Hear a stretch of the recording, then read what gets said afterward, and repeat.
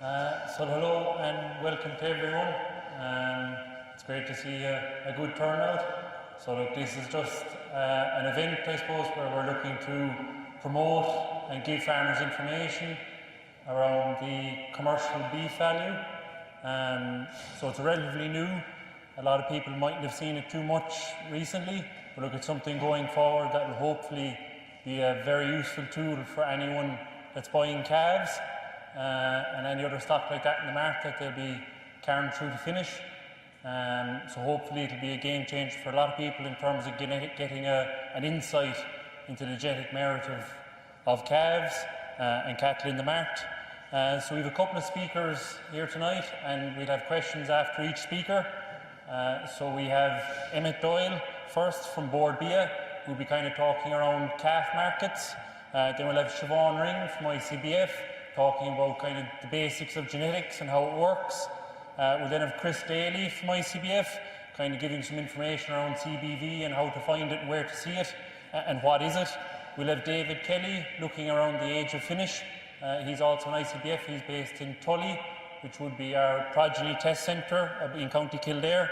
And then we'll finish with Alan Dillon from Teagasc talking around dairy beef and the dairy beef 500 farms, etc. So they'll all be on to talk. So we're going to start with Emmett Doyle from Bord Bia going through calf markets. Thank you. Perfect. Thank you, Gerald. Yeah, so as Gary mentioned, my name is Emmett Doyle. I'm a manager with Bord Bia's sectors team. And over the space the next couple of minutes, I just want to give a bit of an update on the Irish beef sector, looking at our exports, production, pricing, and some of the market dynamics. So looking at 2024, Irish beef exports was a very positive year. We saw about a 6% increase in our primary exports, about 507,000 tonnes, worth €2.8 billion. And when you add offal and also value added, it's worth about 3.3 billion. We saw really strong demand in continental Europe and the UK, up 3% and 5% respectively. And then also we saw a bump back in international markets, all from a relatively low baseline, but a 47% increase worth 190 million in 2024. And that's markets like the Philippines and stuff going to China and Canada. Looking at prices in 2024, we saw a 59-cent increase per kg for an archery steer from January to December, and that's about 20 cent higher than the average prices in 2023, looking at kind of €5.19 versus €4.96 back in 2023. The UK price is also being influenced by a strong sterling versus euro, and that's hence some of the widening in the gap between the Irish prices and the UK prices at the moment. Looking at throughput in 2024, it was relatively stable, a 1% increase in our throughput, and a lot of that was driven by an increase in dairy cows being brought for slaughter. We also found in the last 3 months of 2024 there was strong demand for prime cattle, particularly from the UK market, and we've seen a lot of cattle come forward to meet that demand, which will influence what's available from a finished perspective in 2025. From carcass weights, we did see sustained reductions in carcass weights in 2024, and a lot of this was due to younger age being slaughtered for some of the cattle, a growing influence from the dairy herd, lighter conformation and weights, and also a higher number of dairy cows being slaughtered in 2024. And if you look at 2024 versus 2014, we have seen a shift in the type of cattle that's being processed. So, about 60% of the cattle last year were coming from the dairy herd versus about 40% back in 2014. And a lot of them coming from kind of beef crosses, which is doubling up to 40% of that kill. And that's farmers kind of meeting market demands around the type of kind of confirmation that the market is looking for, which influences what's happening at shelf at retail level, particularly in UK and continental Europe. Looking at kind of cattle availability, and hopefully you can see that kind of red circle there. What that's showing is that kind of cattle aged 12 to kind of 24 months, we have seen a sharp reduction on what's on farm at the moment, and a lot of that was cattle being brought forward at the end of last year. What that means is that we're going to be looking at tighter supplies in the kind of first half of this year, but then we will see further cattle coming through kind of from the summer months onwards. Kind of focusing on live exports now, 2024 was a very strong year for live exports, up about 18% versus 2023, although calf exports were back slightly, but that's versus a bumpy year in 2023. We have seen a stronger trade for that kind of older livestock in 2024, and that's on the back of some kind of market diversification to the likes of Northern Africa. Additionally as well, we saw a strong trade going into the Northern Ireland markets, and really the outlook for the year ahead is quite positive for live exports. But longer term, there is some challenges and some tensions around live exports, kind of driven from EU level around legislation, around transport, milk feeding. From a Bord Bia perspective, we're very much monitoring the situation, but again, looking for additional markets, particularly in third countries, and looking kind of just for a kind of a cattle diversification into these markets as well. Looking at the year ahead, we're forecasting about a reduced kill this year, maybe back between kind of 70 and 90,000 head. That's kind of due to a reduction in prime cattle, strong live exports, and the cow kill will be back again in 2025 versus historically high numbers last year. And looking at kind of throughput, as I kind of mentioned, we're expecting kind of tighter numbers for the first half of this year, and we've seen that in the last couple of weeks as well. And that kind of reduction in kind of the herd is something that we're seeing across the UK and Europe as well. So looking at the UK first, 2024 was quite a strong year. We saw an increase in production, an increase in consumption, but forecasting for 2025 and onwards is a reduction again in the herd, while consumption was stable and still be about 3% higher than 2023 levels. That's actually really important, just as a little bit of context, and many of you probably know this already, but one, the UK is our largest export market. Two, the UK isn't self-sufficient in beef, so relies on about 35% of its imports to meet consumption, and Ireland accounts for 80% of those imports. So it's a really, really important market. So a decline in herd in the UK coupled with increased consumption is really strong for the Irish sector. And what's really positive as well is we've seen retail in the UK come back into strong performance over the last kind of 12 months, back to kind of COVID levels. And why that's important is because many of the retailers in the UK have a British and Irish sourcing policy, so that helps ring fence our kind of exports for the UK market. And then looking at the European, the EU 27 member states, similar story to the UK. 2024, we saw an increase in kind of production and an increase in consumption, but longer term, we are seeing a decline in herd in Europe, and also seeing kind of consumption being stable or a slight increase.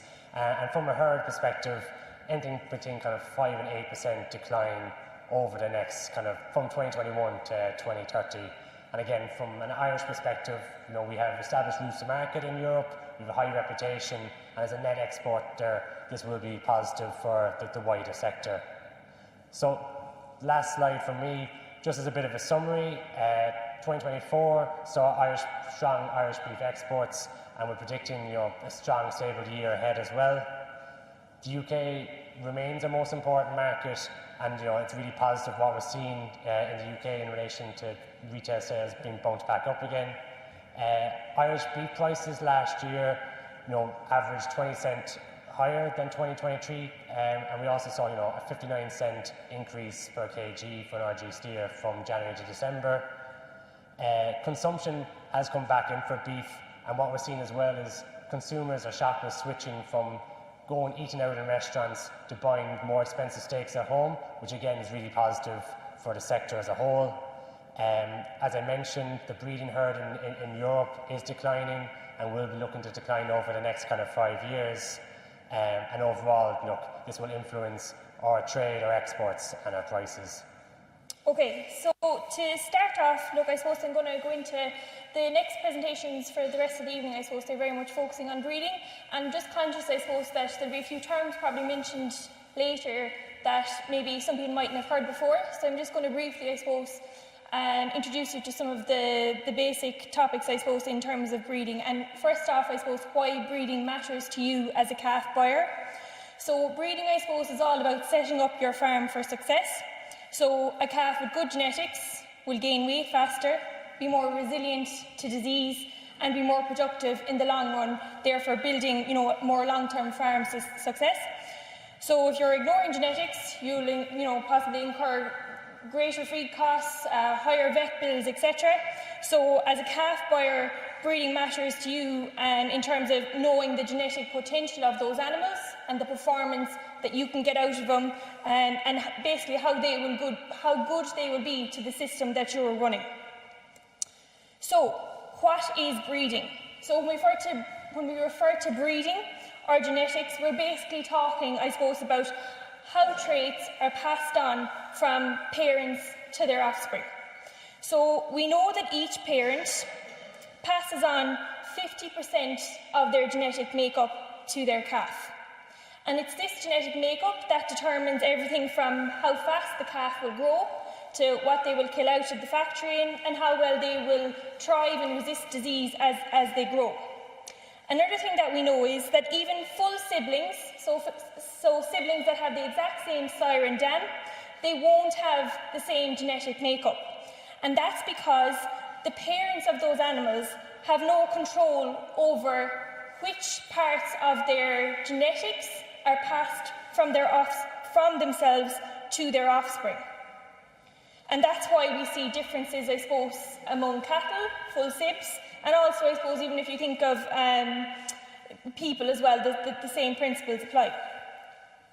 So, how do we know or how do we predict how good a calf will perform when it's only a few days old or a few weeks old here in the Mart ring? So the answer is complicated, but I'm just going to try, I suppose, introduce a few of the basic concepts, and we'll try to break it down here. So, we know some information about the calf sire and its dam. And what we're just going to go into, I suppose, is about how do we know what we know about the sire and the dam. So, take, for example, this scenario. We have a superstar of a sire. If we put it on a scale of 1 to 5 in terms of stars, let's say he's 5 stars. He's a superstar of a sire, meaning he's going to be one of the top genetic animals for his breed type. And that sire is mated with an okay cow. She's about average for whatever trait we want to talk about. So again, if we go on a scale of 1 to 5, she'd get about 3 stars. If that sire and dam have a calf, what we expect the calf to be is, how we calculate that is we look at what the sire and the dam have, so 4 stars and 3 stars, add those together and divide it by 2 because each parent passes on 50% of their genetics to their calves. And what we expect to see is that the calf would be 4 stars. So by 4 stars here, we're saying that calf is going to be better than its dam, but not as good as its sire. And typically, that calf, we'll say, that you might see in the Mart ring at a couple of weeks old, that's what we refer to as a parent average. So where all the information is coming from what we know about its parents. Now, there's additional information that can feed in, but I suppose that's the most basic form of a breeding value that an animal can get. So, you could tell me, I suppose, that you don't need to know the genetic merit, I suppose, of the sire or the dam, that you'll know an awful lot by looking at the calf around the ring, based on, its colour, its breed, its sex. But I suppose some traits are relevant to the system, which are not visible in a calf or until the animal matures. So that makes it, I suppose, a bit challenging to select the best animals based on appearance alone. So if we dig into that a bit more, I suppose This is an example, I suppose, of some of the traits that can be, more visible, I suppose, as the animal matures. And that's, I suppose, why the breeding values are particularly useful, because we're taking information on performance data of the animal's parents and relatives, pedigree data, and also genomic data feeding into the animals as well. So, we've talked, I suppose, about mating a superior bull with an average cow and getting a calf that's somewhere in between. So a very good calf. But how do we know in the first place that that sire was superior and that dam was just okay? And I suppose it all spirals from a culmination of data from ewe farmers, data coming in from Mart, from factories, etc. And this is just an example, I suppose, of where the data comes from that derives the breeding values that we use. So first off, the cow calves. So we get some information here in terms of, this is just an example, I suppose, of calving difficulty of the animal when they were born. If the animal is genotyped, so when the animal is tagged, there's a possibility that animal might be genotyped.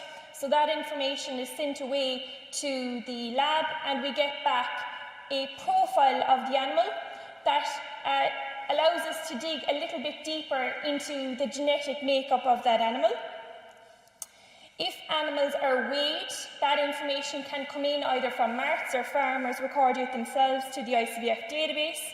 Information on the likes of docility, cow milk score, feed intake from Tully, and of course slaughter data coming in from the factories.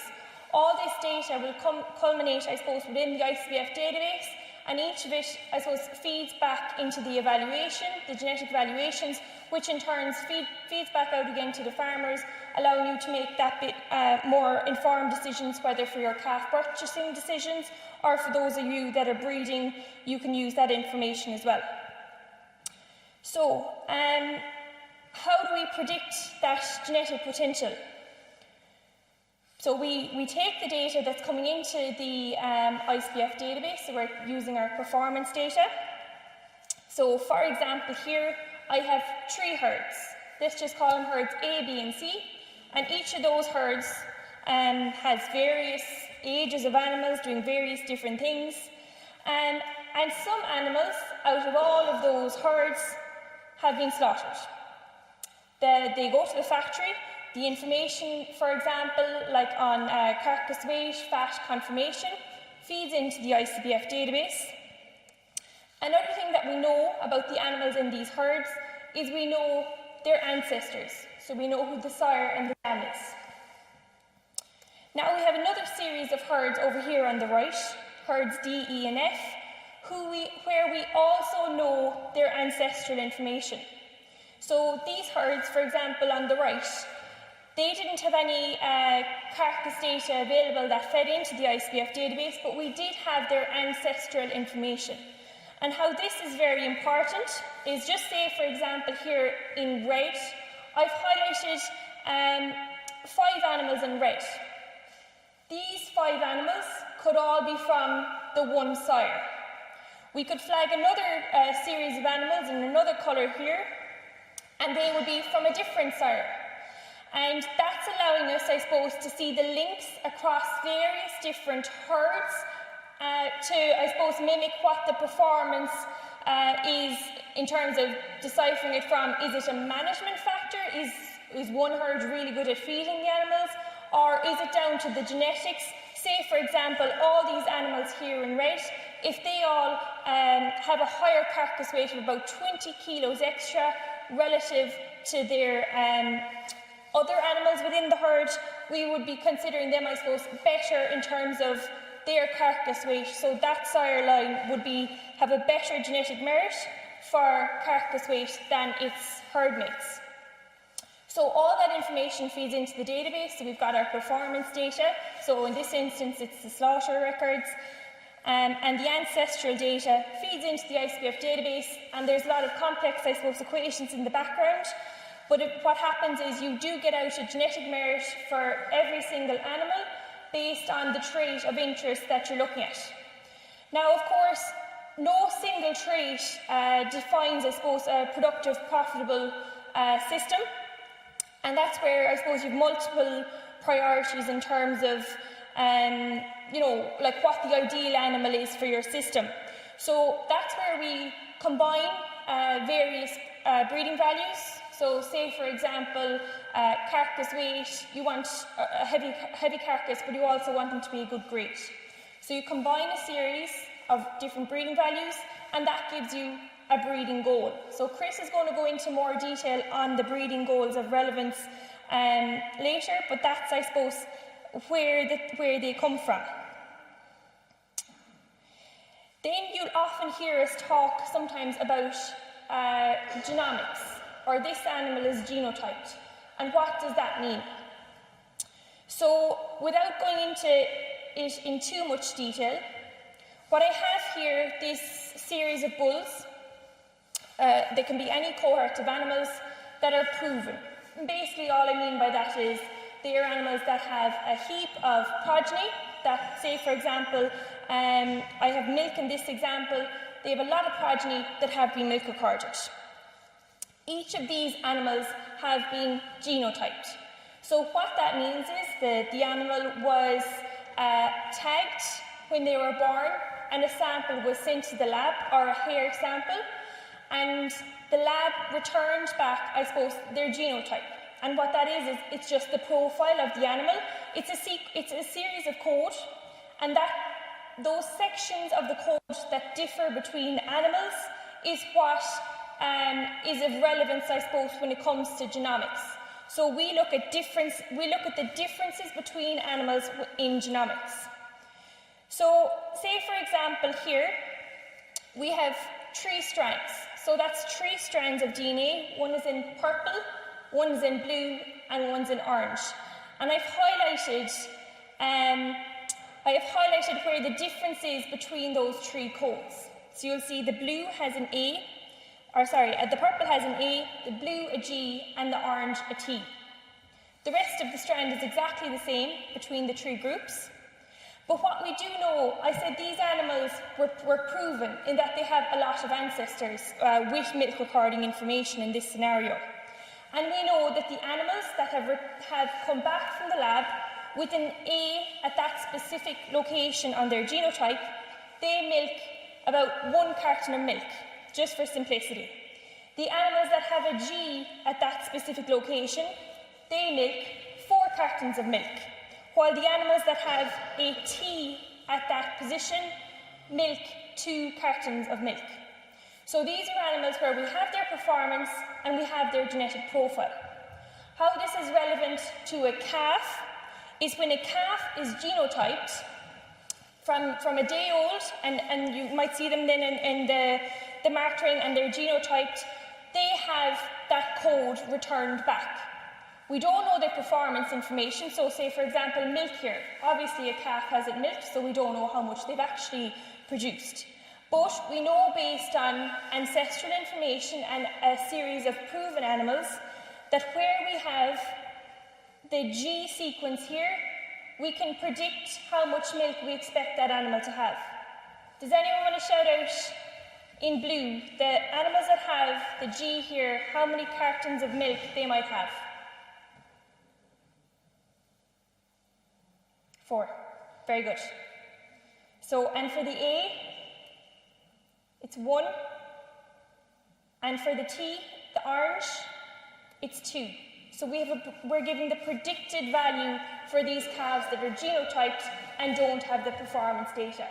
Now, when those animals contribute more performance data back into the evaluation, back into the ICBF database, it will feed into the evaluation and become more accurate as the animal grows. The other benefits, I suppose, of genotyping is it'll correct parentage. If it has been incorrect, it'll correct sex, and it'll correct breed as well. And just to wrap up, I'm talking about genetics tonight, but I suppose obviously genetics and management are what lead to a successful system. So good genetics alone won't guarantee you success, so calves obviously need proper care. It's genetics is providing you the potential, but management determines your actual performance then on that. To remember, I suppose, a calf receives 50% of its DNA from its sire and 50% from its dam. But those parents have no control over which parts of their genetics are passed on, so even your full siblings can be completely different in terms of their genetic makeup. And your genetic merit is an indicator of future performance. It's based on ancestral data, which is what we often refer to as pedigree, performance data, and genotype data. So those three pieces of information. And of course, your genomics will correct your parentage, breed errors, sex errors, and will, I suppose, help to ascertain the actual profile of the animal in terms of their genetic makeup. On that, it's probably a good opportunity to move on to Chris Daly. He works in ICBF, and I suppose he's going to go through now in more detail, might answer some more questions for you around exactly what the CBV is and how it works. Thanks very much, Gerard. Good evening, everyone. So just to follow on from Siobhan's excellent presentation there on genetics and what all these figures mean and why genetics is important, I'm just going to run through the commercial beef value and why it's important to you. So what are farmers looking for? If you're buying calves, you want a calf that's healthy, well-fed, and you want decent genetics, or as good a genetics as you can find. And it's that last one, that bottom one in red, is very much a challenge and has been a challenge for farmers buying calves up to now. So picture yourself, you're on a farm, on a dairy farm, buying calves directly from a farmer, even though Sean mightn't like to hear that, or you're in around the ring here buying calves. You have the animal's visual appearance, and as Siobhan went through, you can ascertain certain information from that. You can see if the calf is healthy, if it's thriving, you have a fair idea of its breed type, but you have no idea as to what that animal's genetic potential is up until now. And that's where the CBV came from. And I suppose the problem with calves is mature cattle, be it weanlings, stores, finished cattle, they've had a chance to express their genetic potential. And you have a better idea from looking at those cattle what their genetic potential is. But as calves, and you'll see there's two calves here beside us, and we'll show them to you in a minute, they look quite similar. They're only 2 months old, but their genetics are quite different, okay? And a lot of you that are in the dairy beef game will find that you have a batch of calves, 20, 50, 100 calves, whatever scale of farming you're in. As calves, they all look like peas in a pod, but 18 months, 2 years down the road when you're finishing them, that's when you really know where you have. You can see the good ones a mile away, but unfortunately the bad ones really stand out as well, and those are sometimes, you know, have lost your money. So that's the background to the CBV, and that's just an example. When there's a genetic value put on those calves, it could be totally different, and that's the important one. Like, those two calves could have made a pretty similar price in the Mart on a given day, but realistically they were worth very different prices. And that's not to say, like, low value calves still have a place, but the important thing for the farmers buying them is that they know what their genetic potential is, so that they can put a better value on them and know what they're buying. Just a quick slide on trends in the dairy herd, because I suppose you're sourcing your calves from there. In 2024, dairy births were just over 1.5 million, kind of about 1.55 million births. And the interesting thing is the two lines at the bottom. Dairy beef births have now surpassed the dairy births. So you've more Angus, Hereford, beef calves coming from the dairy herd than Friesians, because expansion has kind of plateaued. I suppose things like the threat to irrigation, nitrates, land availability, there's not as much of a demand for dairy heifers anymore, so there's a lot less dairy semen and dairy stock bulls being used on cows, and there's a big increase in beef calves coming. So what is the CBV? Look, quite simply, anyone that's familiar with the suckler side of things and the Eurostars, it's essentially the terminal index, but with the calving traits removed. Okay, so this man here mentioned calving a while ago. Calving is important to the breeding farmer, the dairy farmer, the suckler farmer, but if you're buying the calves, all you really care about is the day you're buying the calf, that the calf is healthy and it's going to thrive for you. So the CBV, it only has the traits that are of importance to your system. Okay. 2 years ago, carbon can be a controversial one, but it had to be added into the index because, you know, carbon is a big thing now with climate and all of that. That was added in, so there's a carbon cost in there as well, and it's been added onto traits like age at slaughter, carcass weight, feed intake, etc. What animals receive it? So commercial suckler cattle, dairy males, so Frisian bull calves will have it, and dairy beef males and females.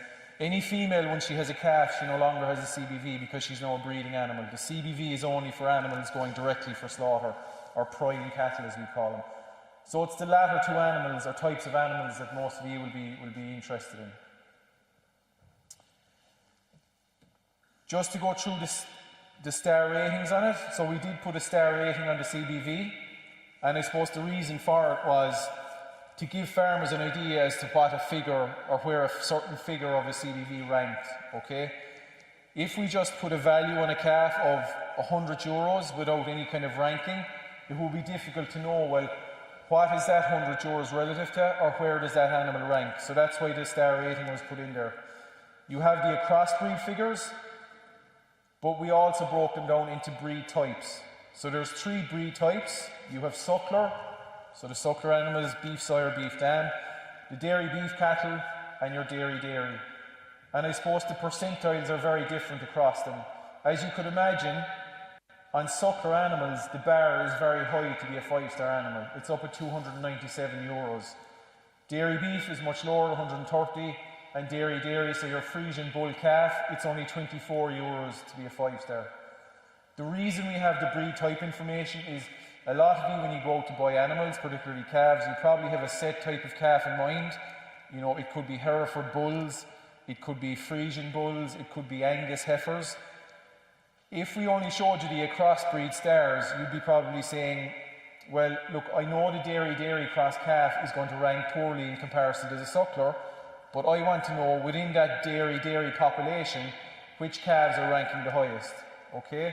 So that's why we have those within breed stars there as well. So you have 3 breed types, and as I said, it's just more informative to farmers. If you're interested in specific breeds, what we did here was we looked at the calves born in 2024, so dairy dams and beef sires. Those are the numbers of calves with CBVs, and like the last slide, as you expect, the bar is very different across different breeds. So you have Frisian here in the middle. So to be in the top 10% of CBV and Frisian bull calves, for example, they only had to be €30. But your more terminal continental breeds, Charolais, Belgian Blues, they're up at €200+. The bar is much higher because they're genetically far superior animals. So you might be of interest if you're specifically buying Angus calves. In 2024, the top 10% of Angus calves were €123 or better. The bottom 10% were less than €49. The average were 81. So that just gives you a breed breakdown of the CBV as well. I suppose the most important thing is the economics. Now there's quite a bit of information in this slide, but on the left-hand side what we did was we ranked, there's about 27,000 dairy beef steers that were slaughtered in this analysis. We ranked them in 10 groupings from the top 10% to the bottom 10%. So what we're going to focus on is the bottom 10%, which is up on top here, and the top 10%, which are at the bottom. When we look at the price, when those animals were slaughtered, there was €387 of a difference in the price. The difference for the calf buyers was 307, for weaning 282, and stores was 277. Now, when we take the difference, the higher genetic merit calves or the higher CBV calves were more expensive, but even taking that into account, the farmers that bought the better calves, when they bought them as calves, were still €227 better off. If they bought them as weanlings, were €177 better off. And if they bought them as stores, they were €167 better off. So even though the genetically superior animals were more expensive, they still left more profit over the bottom 10% of animals on CBV. And that's the critical thing here. it only makes sense for you as farmers to adopt this technology if it makes economic sense, if it leaves more money in your pocket. How do we produce higher CBV animals? So you as calf buyers don't really have any control over the genetics in the calves. That's really the dairy farmer. But I just thought it would be interesting for you to know how a dairy farmer can do this. And I suppose it's important that if we have the information, like some of you maybe have relationships with dairy farmers, and if that dairy farmer maybe isn't putting too much emphasis or too much effort into selecting beef bulls, well, if you're armed with this information, well, maybe you could give the farmer a bit of a schooling on it as well. You know, ask him, what's the beef sub-index of your bull? Are you using AI? Do you know the beef sub-index of your cows, etc., etc.? So when dairy farmers are selecting beef bulls for use in their cows, they're using the dairy beef index, okay? And this man alluded to it here about, you know, if there's too much selection pressure on gestation and calving difficulty, then carcass weight will come down, and that generally is the case. But what the DBI is trying to do is get a balance between calving, gestation, so those calving traits, and also carcass. Now, as beef farmers, you might say, look, there needs to be more emphasis on the beef sub-index. But you have to remember that calving difficulty and gestation are of massive economic importance to the dairy farmer, because they're the ones that have to calve the cows. They could go and put their cows in calf to real high-end terminal sires, but the issue is calving them. And farmers, they don't want long gestations, and they don't want to be jacking calves and sectioning cows and doing that kind of messing. It has to make economic sense for the dairy farmer as well, and that's why the calving traits have to be included in the DBI. So it's applicable. So if you have a pedigree beef breeder and he's targeting bulls at the dairy market, they'll use the DBI. And also dairy farmers, when they're selecting AI bulls or stock bulls for use in their herd, they'll be using the dairy beef index as well.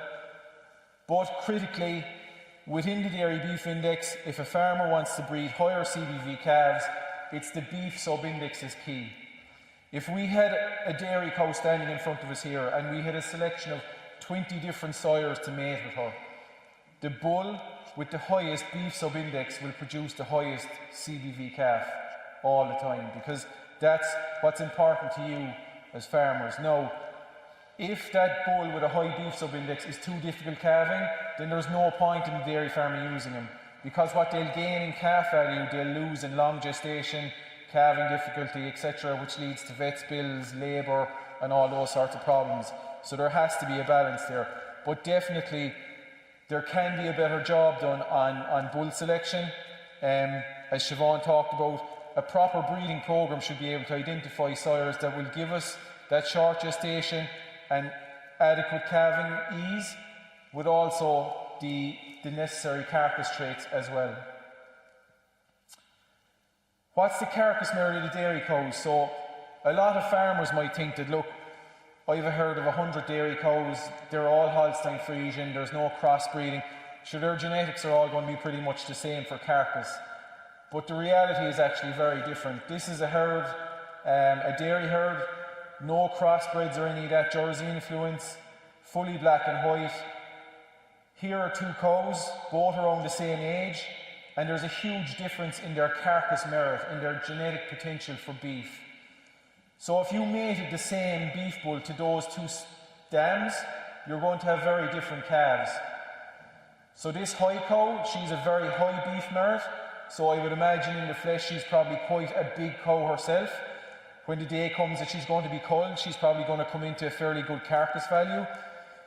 She doesn't need to be mated to as extreme a carcass or beef sub-index bull as this cow. This cow with a very negative carcass value, she needs a much higher beef sub-index bull to make up for her own shortcomings on carcass merit. So it's important as well that dairy farmers, and as I said, if you have a relationship with dairy farmers, tell them that they can get this information through their Herd Plus. If they don't know how to get it, they can ring up ICBF and we can show them how to get it. And it will just allow them to make better choices. Ideally, they should be using sire advice, and that will make the most suitable bulls to the most suitable cows as well. So what is the DBI? The DBI is for the farmer that's breeding the animals, so the dairy farmer selecting the beef bulls, or the pedigree breeder breeding bulls for the dairy market. But for you, you're interested in the CBV, because the CBV has all of the calving traits removed, and it only has the traits that are of economic importance to your system. So look, next up we have David Kelly. So he works in Tully, the Progeny Test Centre for ICBF in Kildare. And look, he's just going to talk around the whole area of age at finish and maybe what that can do for herds in terms of the profitability of their setups. Thanks very much, Corrin. Thanks, Chris. So this is a bit of a change tack. We're kind of looking in more depth than what was previously looked at. But it kind of gives an idea of what's coming in the future. Yep, so basically most of the presentation just be around age at finish, optimising age at finish, what the current situation is around age of slaughter, and then also what we're doing in terms of research and what's coming down the line in 2, 3, 4, 5 years' time. So I don't need to say it, we all know that there's a big onus on the industry, be it policy and in the media, to promote an earlier age of finish. And that's why we have our age of finish as such an important trait in our CDV. So there's a breakdown of the CDV that Chris just had up. You'll see there that the age of finish has a 14% weighting there within the index. And we know from the data we get in that 35% of the differences between individual animals is down to their genetics. So it's, as Siobhan alluded to earlier, it's a reasonably heritable trait. That means that what the performance of the parents is quite reflective of the performance of the progeny. So we can make really quite fast genetic gain in that area. And you also see the index there as well is made up of over 50% of carcass traits, and then feed intake as well there as a cost to the system. In terms of the picture nationally, I've just put up here the average age of slaughter for dairy beef cattle, so that's heifers and steers there. So you'll see there that steers, the average age of slaughter for dairy beef cattle, so that's beef sired calves from the dairy herd, has decreased from about 30 months 14 years ago down to about just over 27 months of age now, so a 3.3 month decrease. Heifers, about half a decrease, but still a decrease. In recent years, you've seen it has crept up, as Emmett alluded to earlier. Some of that down to the change in the breed makeup, but a lot of it is down just to challenges around management the last 2 years. That's manifesting itself in the national figures in terms of poor weather, poor lifetime growth rate on calves, and poor feed availability and quality. If you look at in terms of the carcass output, the carcass side of things, we see there that carcass weight has decreased by about 16 kilos, even though it's been up and down the last 14 years on average for steers, but has increased very marginally for heifers. Again, we've seen ups and downs there reflective of the change in what's happening in the environment. But you'll see there that nationally, on average, age of slaughter has reduced by 6% for heifers, 11% for dairy beef steers since 2010. Carcass weight has increased by 1% for heifers and decreased by 6% than steers. So we're still making very good progress there, but it's just about stemming the tide and being conscious of the carcass output as well. So we're making twice as much progress on age of slaughter as the decrease in carcass weight. But our main concern is, can we make further improvements? And so what we can talk about here is age of finish, is marrying the two together. So we want to reduce age of slaughter without impacting meat output and crucially quality, because we are an exporting nation and our beef has a good reputation worldwide. Part of the work we're looking into is finding the optimum point of slaughter. So that's a younger animal but in spec. So that's an acceptable level of finish or flesh, a good carcass weight that drives the beef revenue per head, and also good conformation that drives the beef price. Our approach that we're taking at a research level, and what we've done in Tully's for the last 30 years, is we collect high quality carcass information on the live animal. So that's where we're using technology such as ultrasound, muscle and fat scanning to validate the carcass performance of the animals. So what we can do is we can use technology to see under the animal's skin and measure the carcass traits of the live animal and measure those over time, so we can see what does it take an animal to reach a certain endpoint. So we get the data back from the factory, which feeds into the valuations at the moment around what was the end point performance of that animal. but we're interested in what does it take to get there, and can we make interventions along the way in terms of genetics, or can we create new tools in the future to help that. So with the ultrasound scanning, we're mostly focused on the most valuable cuts. So that's across from the ribeye, cubro, strip line, sirloin, all across the last 3 ribs, across up to the rump. That's where the most valuable carcass, point of the carcass is. So it's about 40 to 45% of the weight of the carcass, but it's almost 55 to 60% of the value. So that's what we're concerned about with ultrasound traits.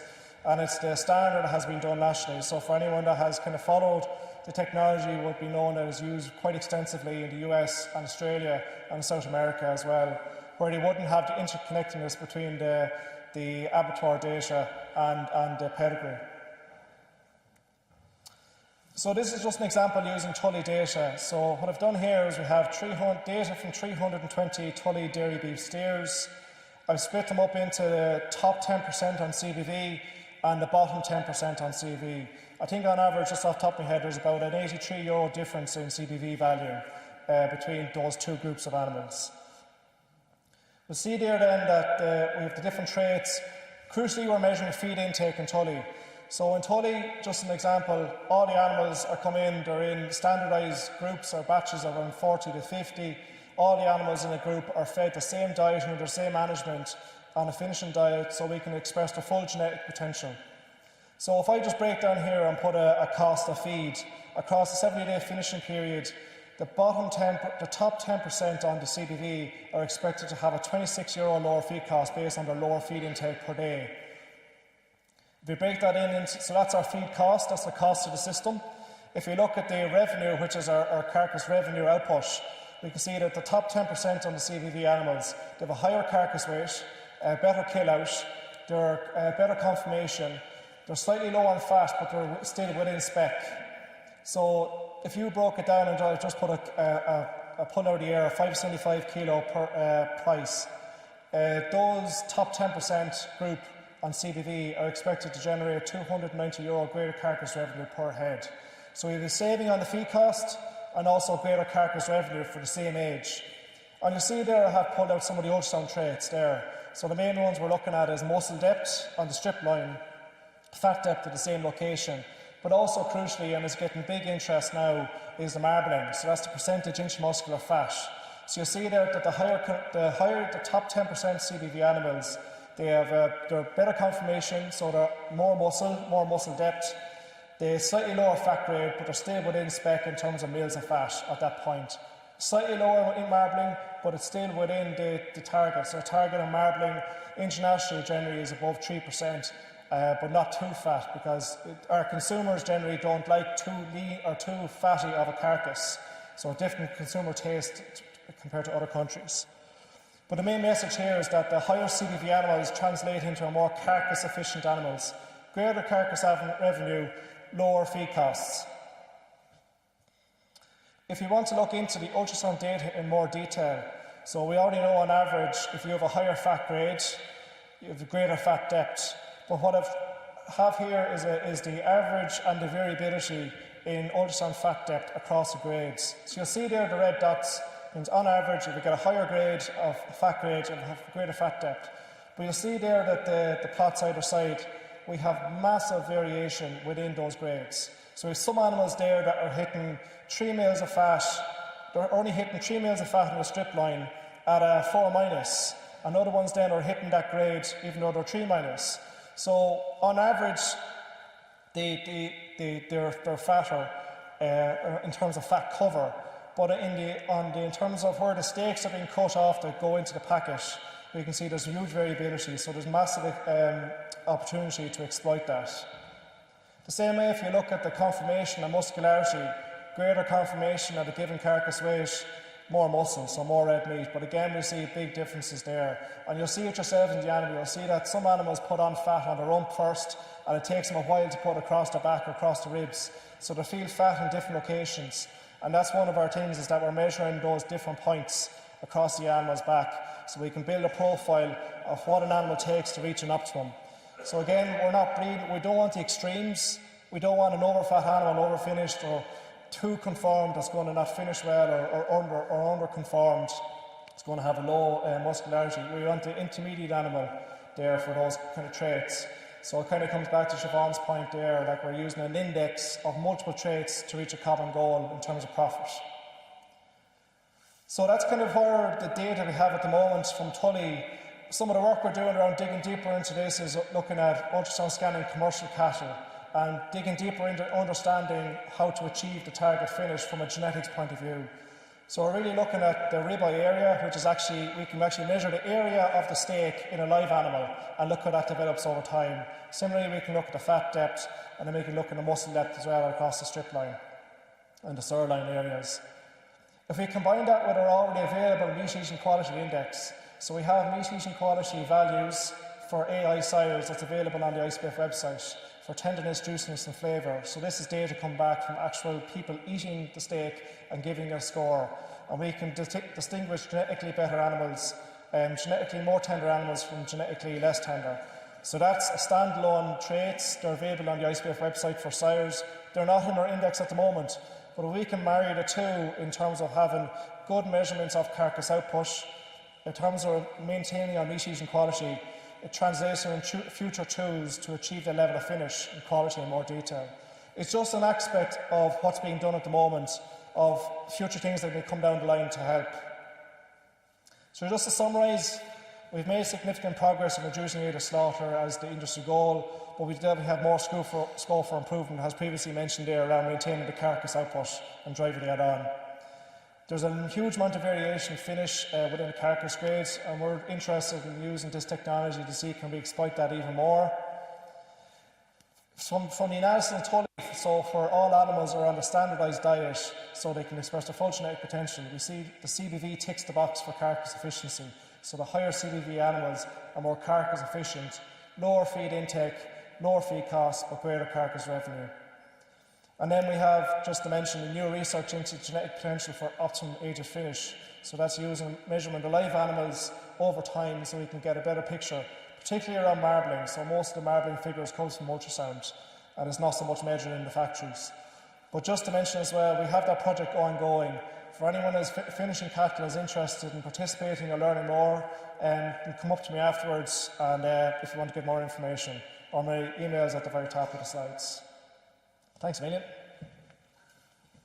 So we've one more presenter, and that'll be Aidan Dillon from Teagasc. So he's going to talk around the Dairy Beef 500 and also around dairy beef systems in Ireland. Right. I'll talk to you just a bit about what's happening across the farms. We have our Dairy Beef 500 programme, and you probably read about it here and there over the last few years.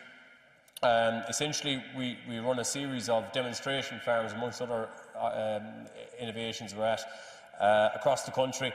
There are a range of farm sizes, okay, and farm types, so land types, etc. Half are part-time in nature, and we target getting €500 per hectare net profit, excluding subsidies. Big range of breed types, systems, bull systems, heifer systems, mainly bullock systems, I suppose, and we try and focus a little bit on the labour efficiency side because of, I suppose, one thing is there's so many part-time farmers at this, and it's generally a smaller scale enterprise we're dealing with here, okay? So this is just, I'm just going to go through a few different things here. Some of them might slightly overlap with what Chris has touched on already, but just the profitability where we're at the last number of years, we're hitting in and around €500 to €600 per hectare net profit across the board the last number of years on these farms. The big thing to watch here, I suppose, is that the stocking rates we're getting at to get this level of profitability, you're probably hitting into derogation territory to actually achieve that. We do find it's very hard to actually achieve these levels of profitability that you could say you could make a living off, €500 to €1,000 per hectare without hitting into derogation. By and large, when you're down at the typical stocking rate on a dry stock farm, which would be in and around 110, 120 organic nitrogen, you are hovering around the break-even price, break-even mark when you exclude subsidies. So really all you have left at the end of the day is whatever payments are coming in the post. If we look at the average beef price there for the last number of years, we see we've risen from €4.05 a kilo in 2021 up to €4.96 in 23.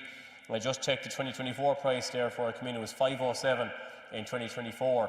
So, and look, we're starting on a much higher base this year. We're hitting nearly €6 base at the minute now. Look where it'll play out in the rest of the year is anyone's guess, really. But you can see that, I suppose, beef price does have a big influence on, I suppose, profitability, but also the big thing we noticed is the costings, the way the costs went in the last number of years. You can see there in 2022, that was our lowest year in terms of profitability. That was when the input costs really took off out of control, and we're talking up to €1,000 a tonne for fertiliser and 440, 450 euros a tonne for meal, and that really had a big impact on the profitability of the system. The one thing that kept us going in those 3 years was calf prices were fairly low. You know, we're talking €50, €60 for a Frisian, you know, 150, 180 maybe for Hereford Angus, that kind of pricing range. Will that change this year? And that's the big question. We don't know exactly where that's going to go, but definitely, no matter what way you add it up, you're looking at a high output system to make money. People are always asking, you know, can you develop a system that delivers a decent level of profitability without driving up the stocking rate? And the answer is probably not, to be honest. Every system in Ireland is based on pushing the stocking rate and the production to its highest level. Chris just touched on that already, I think. And it's just showing the trends in terms of the CBVs, and I suppose the big worrying thing we have, I suppose, is the size of the dairy cow here. It's dropped about, I think, 30 kilos of carcass in the last 10 years, which is ballpark 70 kilos of live weight has dropped. And that's having probably an effect on the type of calf that's coming out of it. I was up in the north last week doing a presentation and talking about, you know, the type of cow they have up there. They have these big Holstein type cows still, 700-800 kilos, a lot of them. And I suppose it does bring a bigger frame to the animal when, you know, the mother's genetics is taken into account, and they are able to probably handle a bull with a greater calving difficulty. So Chris touched on this already, but I'll just go into, I suppose, a few key figures I always work off. You know, if you're a dairy farmer and you're picking your beef bull, you know, how do you decide what's good and what's bad? And I say, right, focus, there's only 3 figures you need to focus on. I would say the overall DBI figure, look, you can have a good bull, you can have a bad bull in it, you know, in terms of carcass, but they probably have all good traits in certain parts. But if you're trying to impress your number one thing I'd say focus on is look at the beef sub-index of that bull. Click on the bull and look at the beef sub-index. €100 or greater, that's what we need to go to, you know, or thereabouts. If you want to pick an early maturing bull, aim as close as you can to 10 kilos of carcass. I know there's probably a lot of Angus bulls and Hereford bulls will hit that 7, 8, 9 kilos as well, but they're probably fairly strong too. But look, aim for that 10 kilos, just an easy number to remember. And if you're picking a continental bull, north of 20 kilos, okay? It's fairly easy to get the continentals over the 20. Any of those Charlies, limousines that are out there, no problem at all. If you're in, I suppose, these crossbred herds or, you know, low beef merit herds, Chris touched on this already, I think you need to ramp that up a bit higher. You know, you need to put on another 5 kilos of carcass in that bull. And look, if you're picking off the DBI, there's very little bull I ever seen in there that would have hard calving or long gestation, okay? These are just examples just of 4 bulls I just threw up there. And it's just to try and train your mind as to what you're looking for. So the number 1 bull there on the DBI is A7095, an Angus bull, and his DBI is 193, okay? Very easy calving, 2.2%. Gestation length -5 days, and a beef sub-index of 109. Ticking all the boxes. And the last thing, which is the important thing for selling your calf, what's the carcass weight of the bull? The carcass weight of that bull is 13.7 kilos, okay? Top class, perfect. He'll produce a calf that'll perform. The next bull is number 7, AA4743 is his code. And if just look again, not too dissimilar in terms of DBI. Calving difficulty is the same as the previous bull. He's -3.4 days, almost the same again. His beef sub-index 100, but he's only 2.1 kilos for carcass. Now, he is a bull that will have reasonable conformation and he'll finish quite easily, but in terms of carcass, he's unlikely to deliver the same weight of a carcass when you go to kill him. So that's going to be disappointing to the guy buying the calves off you. Then we have Belgian Blue. He's the number 3 bull. 84 is his code. He's 190. He's only 4% calving difficulty, very easy for a Belgian Blue. He's short gestation, good beef sub-index 180, but look at the carcass on him, 36 kilos. You know, he's a powerful bull. He's going to produce calves that'll really blow out and put a bit of carcass weight on him. And, you know, for all the processors we talk to now, the big concern is carcass weight.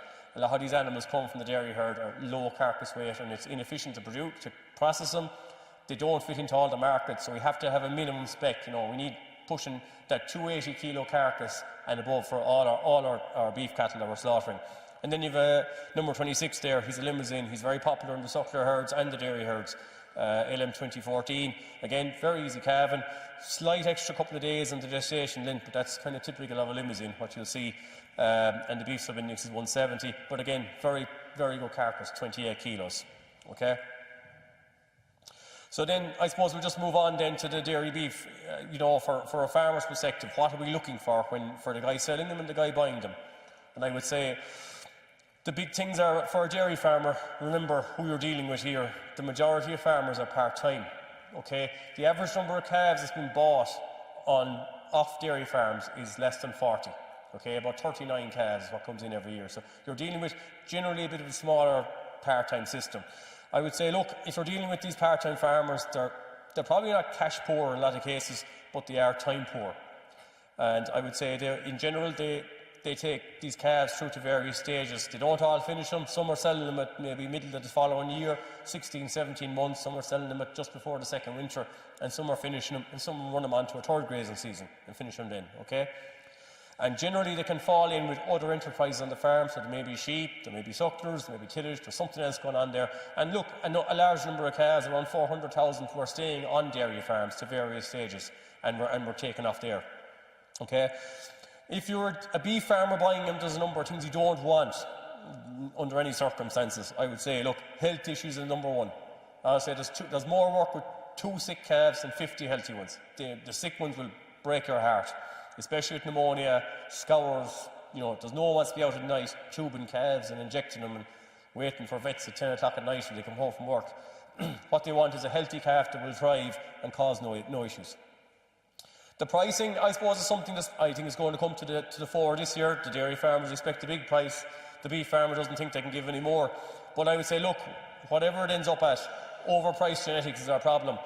If we look at those dairy beef, 500 farmers, the monitor farms, there was around 2,500 calves being bought for the last 5-6 years in those farms.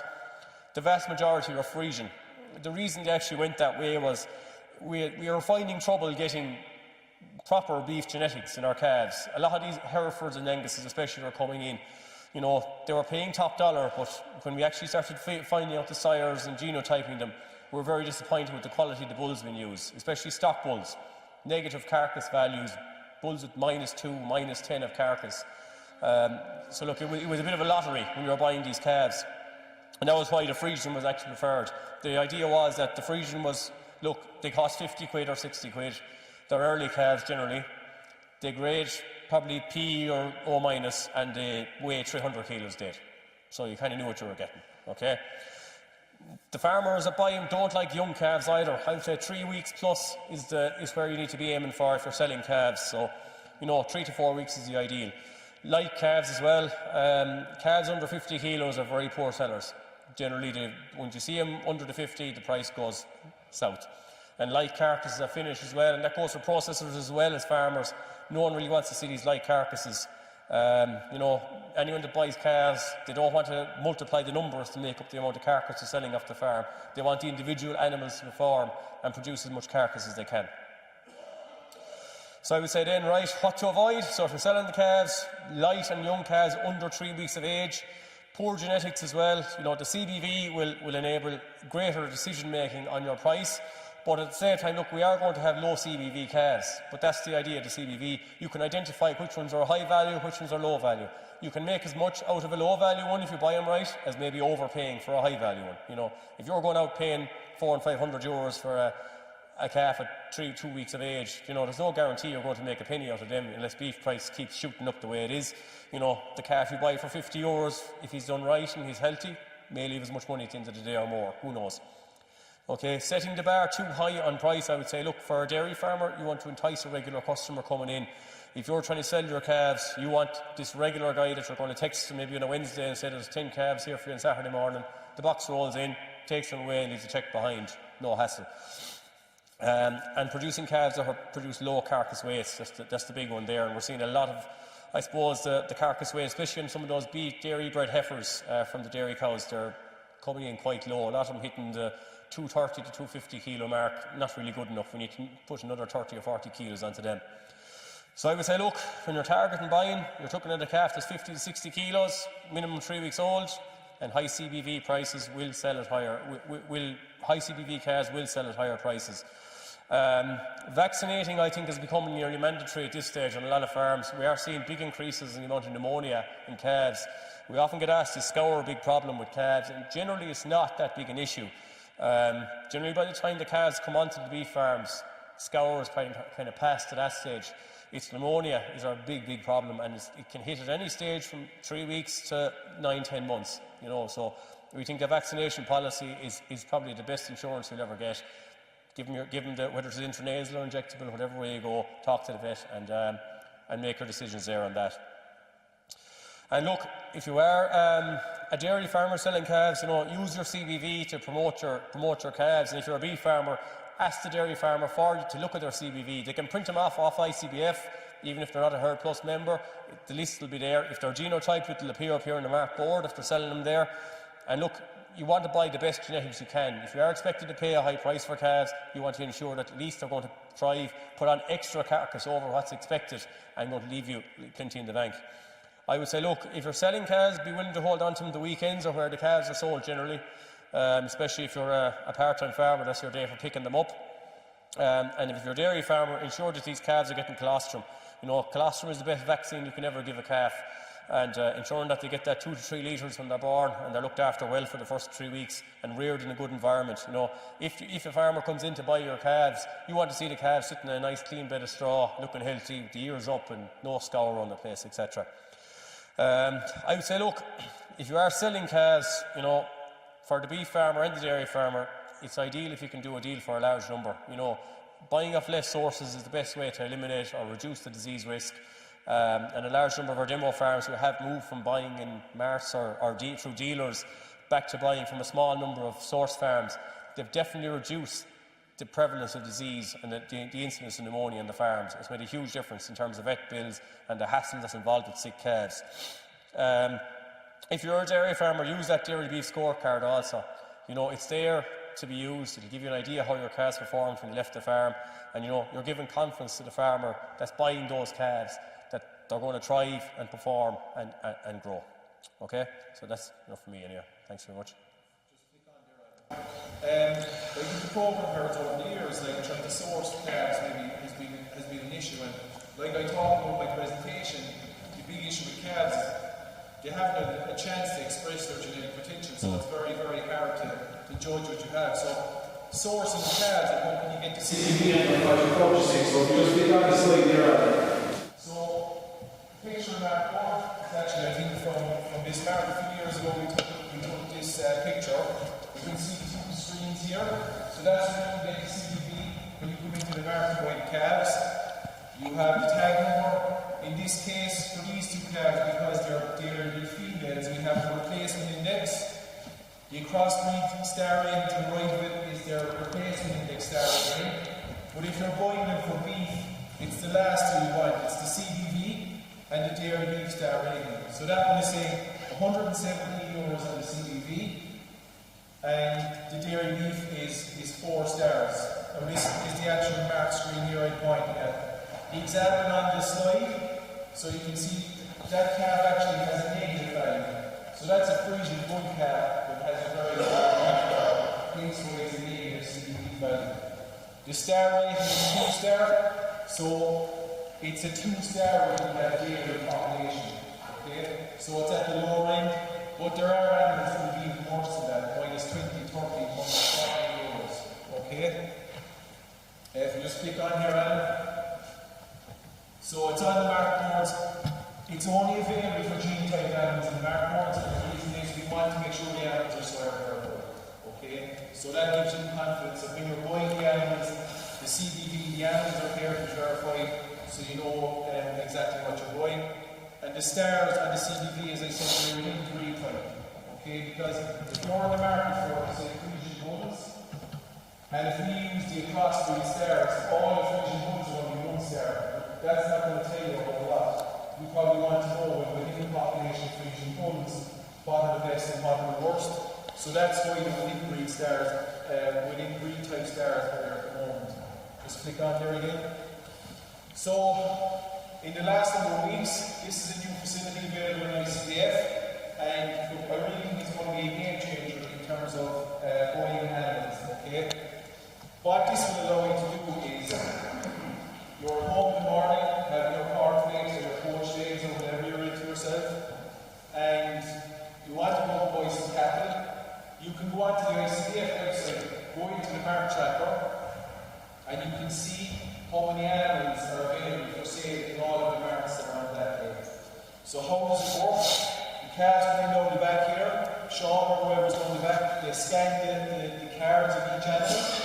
As soon as every card is scanned, the tagging goes into ICBF to look for any of the genetic information. We then know, ICBF then knows that that animal is being presented for sale in that mart, and we can add that animal to the Mart tracker for that mart. So you can put in whatever criteria you want, and you can see what animals are available. The beauty of it is, I suppose, traditionally, Sean, farmers would come into the mart, they might go down the yard, they'd write down the lot numbers of animals they think are suitable. They might go into the office and ask for information like what age are they, etc., when was their TB test date. But the beauty of the Mart tracker is they can write down the lots at home that maybe fit the criteria in terms of age and breed. Yeah, from the Mart point of view, the issue we were seeing with the board is calves and animals are so fast that it's hard to pick up the information you need. And this gives an opportunity now to have your homework done before you come in. And that's what we would say to anyone who wants to concentrate and wants to keep an eye on this. It gives you a chance to do your homework, and we would advise to do that, because you won't get a chance. We're selling 100 lots of calves an hour in rings at peak time. So you won't snap it there on the board. So it gives you a chance to do your homework first. So you're at home, you can put your criteria in terms of age, write down the lot numbers, they can come in and know exactly what things to go to. And when they're in here, then all they have to focus on is, well, they have a price they're made, but they're going to focus on. I suppose the only thing that's on the Mart tracker will be the TB test date. So maybe that might be an issue, that might be so good. At least that's the only piece of information. They're not having to look into date and birth and breed type, because it's giving them all that in the Mart tracker already. Most calves wouldn't be TB tested anyway. Exactly, yes. But the Mart tracker is for all cattle. So even if whether you're in the market for whole cows, for calves, for sucker stock, all the animals will be listed, and you can put in whatever criteria you want, whether it's the replacement index for replacement heifers from the sucker herd, it could be CBV. There's lots of different ways you can search it. And look, we're going to be constantly improving it over time as well with different versions of it. But I think it's going to make source and cattle markets a lot easier for farmers. We'll just click on there again now. So look, the reality is there's a lot of cattle trying to directly farm to farm as well. How we make that information or how we dairy farm make it available to you? There's a catalog now available. So what the dairy farm can do is they can log into their bus account, they can select the animals that they want to sell, they can generate a catalog. If you're tech savvy or on email or WhatsApp, they can send you the catalog of the calves, and you can assess all the information. So there's a way more information listings on the market, because you couldn't put all that on the market, as you can imagine. Like that has tag number, it has date of birth, it has all the parentage information, whether the animal is genotype, the CBV, but it also gives you the individual carcass trait values as well. So if you are buying calves directly off farm, you should really be demanding this off the farmer that's selling them. And I suppose if the farmer doesn't want to give you the information, they could have asked the question of why do you not want to give you the information, maybe the calves values aren't great. So, and like if you as farmers purchasing it start demanding this information, then you're going to get the dairy farm to change, and they will realise that, well, maybe I need to keep breeding higher CBD calves, maybe I need to be more selective on the beef foods and using my own cows. And that will be the quality of calves nationally up as well over time. So it's you as calf buyers who are going to drive and change. Just click on there. So yeah, the catalog will be generated. But yeah, the one thing just to remember is the calves may not be genotyped. Okay, so just keep that in mind. So, if a farmer maybe is running multiple stock and the calves aren't genotyped, just keep that in mind, they won't be parentage verified. So in the next slide is just on the calves. So what we have here, so Sean tells us about the calves. Mart in that area. They're both from the same farm, purchased from the same farm. Look, in the shed, there's 40 calves in the shed with these. You wouldn't pick out anything. And they're identical. Yeah. So just before we give any information, if you take home one calf, which one are you picking? So are we taking the calf to your left or to your right? Which calf are we taking home? You're also overthinking home because you know which is which.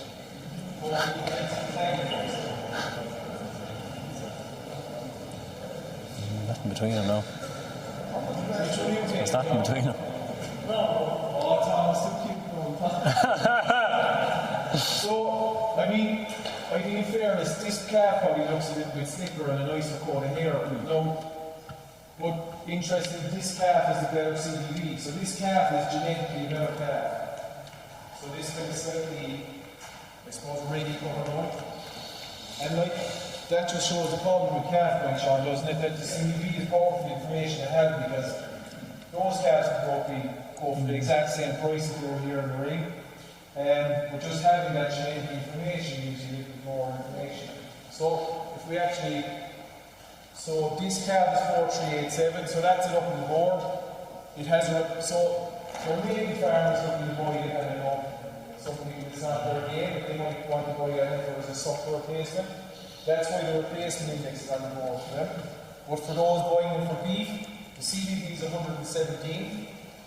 It's a 4-star within the dairy beef population, so it's in the top 40%. It's above average, but there's cattle better. Can we just change a lot more? Yep. So this is the next one then. This is the calf tier right there now. 4410. The replacement index is in case anybody wants to buy the calf for beef purposes, but the CBV is back at 59. So there's quite a difference in the CBV between calves. We're talking in and around €60.